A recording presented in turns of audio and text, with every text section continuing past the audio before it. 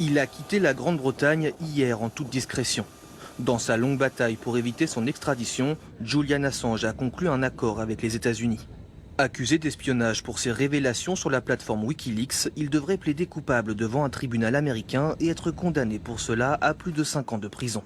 Une peine qu'il a néanmoins déjà purgée à Londres. Ses années de bras de fer judiciaire semblent s'achever enfin. Son épouse n'y croit pas encore. Je ne serai pas rassurée tant que l'accord ne sera pas définitivement signé. Mais apparemment, nous avons réussi et Julian va être libéré. J'y croirai lorsqu'il sera devant moi que je pourrai le toucher et l'embrasser.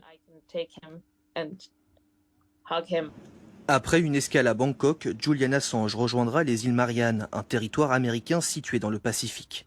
C'est là, à Saipan, qu'il comparaîtra. Ensuite, il devrait rejoindre directement son pays, l'Australie. Aujourd'hui encore, le Premier ministre Anthony Albanese a requis son retour avec insistance. Quoi que l'on puisse penser des activités de M. Assange, cette affaire a déjà trop traîné en longueur.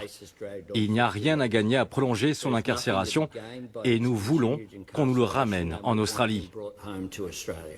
Le contentieux sur son extradition dure depuis plus de 10 ans. Aux États-Unis, Assange fait figure d'ennemi public pour avoir exposé au grand jour des documents confidentiels sur des opérations américaines en Irak et en Afghanistan. Pour les uns, Assange a trahi des secrets d'État et mis la vie de ses informateurs en jeu. Pour les autres, il est un ardent défenseur de la liberté de la presse qui a dévoilé de possibles crimes de guerre.